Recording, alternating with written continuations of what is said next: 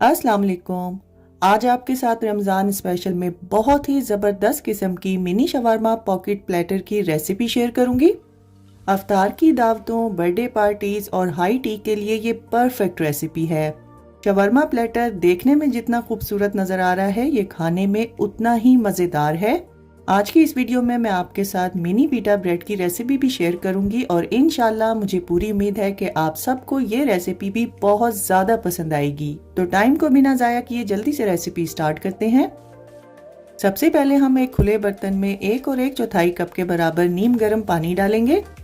अब इसमें हम 1 टेबलस्पून भर के चीनी शामिल करेंगे और 1 टीस्पून हम इसमें इंस्टेंट यीस्ट शामिल करेंगे।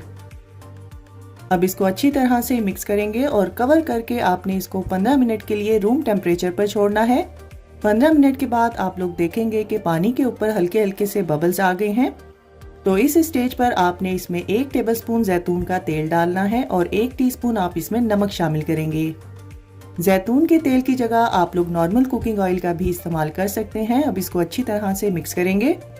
अब इसमें हम 3.5 कप यानी 500 ग्राम के बराबर मैदा शामिल करेंगे, लेकिन इसमें एकदम से सारा मैदा नहीं डालना। पहले आप लोग इसमें 1 कप मैदा शामिल करेंगे और इसको अच्छी तरह से मिक्स करेंगे। जब इसकी एक स्मूथ स्लरी बन जाए तब आपने इसमें बाकी का तमाम मैदा डालकर इसको स्पैचुला की मदद से अच्छी तरह से मिक्स करना है और आधा टेबलस्पून के बराबर इसमें जैतून का तेल डालेंगे और अब हाथ की मदद से पहले इसको अच्छी तरह से मिक्स करेंगे और फिर 2 से 3 मिनट के लिए आपने इसको अच्छी तरह से गूंद लेना है।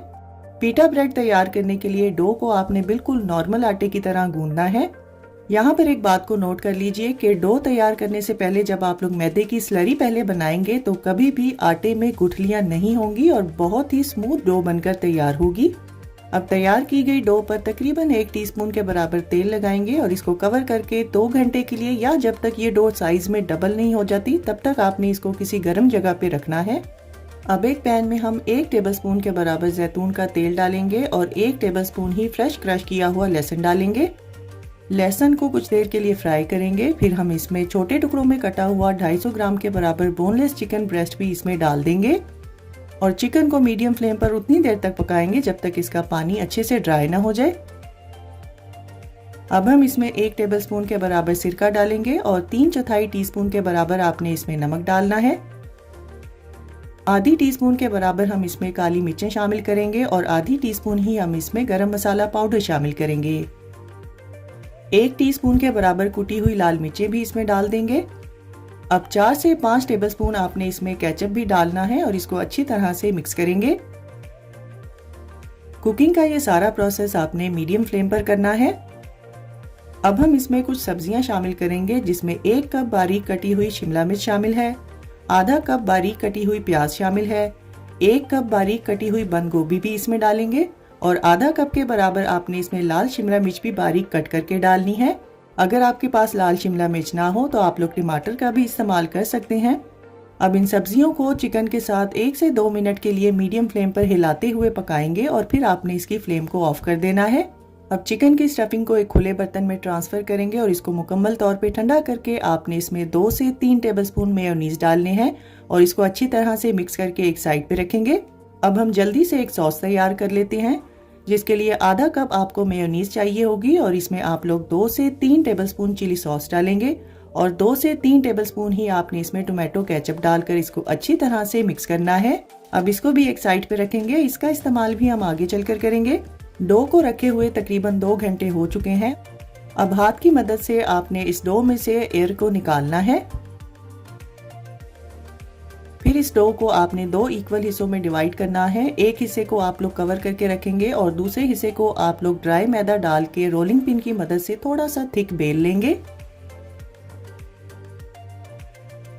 अब राउंड कटर की मदद से आपको जितने बड़े साइज की पॉकेट तैयार करनी है आप इसकी कटिंग करेंगे। यहाँ पर आप लोग किसी भी जार के ढक्कन या ग्लास का भी इस्तेमाल कर सकते हैं। बाकी की बची हुई डो को आपने एक साइड पे रख लेना है। इसको हम लोग दोबारा से बेल के फिर से इनकी कटिंग करेंगे। मिनी पिटा ब्रेड्स को कट करने के बाद आपने इनको कवर करके तकरीबन 5 से 8 मिनट के लिए रखना है। अब एक फ्लैट पैन या तवा लेंगे। इसको आप लोगों ने मीडियम टू लो फ्लेम पर प्री हीट कर लेना है। फिर आपने इस पर मिनी पिटा ब्रेड्स रखनी है और जितनी इस पर आसानी से आएंगी आपने उतनी ही इस पर रखनी है। पिटा ब्रेड्स को भी आपने मीडियम टू लो फ्लेम पर पकने देना है। तकरीबन 1.5 से 2 मिनट के बाद आपने इनकी साइड को पलटना है। जब मिनी पिटा ब्रेड्स की दोनों साइड्स पे हल्का गोल्डन कलर आ जाए तब आप लोगों ने इसको पैन पे से उतार लेना है। यहाँ पर एक बात को नोट कर लीजिए कि पिटा ब्रेड्स को उतारकर आपने हमेशा कवर करके ही रखना है। वीडियो में आप लोग देख सकते हैं कि पिटा ब्रेड्स हमारी कितनी फूली फूली और बहुत ही ज़बरदस्त बनकर तैयार हुई हैं। तो चलिए अब जल्दी से मिनी शवरमा पॉकेट्स की असेंबलिंग कर लेते हैं। यहाँ पर आपने एक मिनी पिटा ब्रेड लेनी है और इसको छुरी की मदद से आप लोगों ने हाफ तक कट लगाना है और फिर छुरी की नोक की मदद से आपने इसके अंदर वाली साइड को डीप कट देना है ताकि अंदर से एक पॉकेट की शेप बन जाए। अब इसमें हम तैयार की गई मेयो हॉट सॉस लगाएंगे। सॉस को आपने दोनों साइड्स पर इक्वली स्प्रेड करना है। अब इसको कलरफुल बनाने के लिए हम यहाँ पर एक छोटा सा पीस लेटस का लगाएंगे और जो चिकन की स्टफिंग हमने तैयार की थी वो भी आपने इसमें बहुत ही मुनासिब मिकदार में लगानी है। बस ख्याल रखिएगा कि इन पॉकेट्स को आप लोगों ने चिकन स्टफिंग से बहुत ज़्यादा नहीं भरना।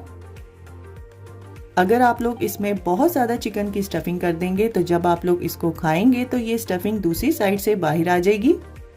तो लीजिए तैयार है हमारा बहुत ही ज़बरदस्त और बहुत ही लाजवाब मिनी शवरमा पॉकेट प्लेटर, जिसको मैंने बहुत ही सादा और आसान तरीके से आपको समझाने की पूरी कोशिश की है। सिर्फ 250 ग्राम चिकन से आप लोग अपनी दावतों के मेन्यू को बढ़ा सकते हैं और खाना ज़ाया होने से भी आप लोग बच सकते हैं। तो बस इस रमज़ान में इस रेसिपी को आप सब ने मेरे कहने पर एक बार ज़रूर ट्राई करना है और अपना फीडबैक मेरे साथ शेयर करना ना भूलिएगा। रेसिपी पसंद आए तो वीडियो को ज़्यादा से ज़्यादा शेयर कर दीजिए और लाइक और कमेंट करना ना भूलिएगा। तो फ्रेंड्स, ट्राई समथिंग डिफरेंट। अपना बहुत सारा ख्याल रखिएगा, दुआओं में मुझे याद रखिएगा। अल्लाह हाफिज़।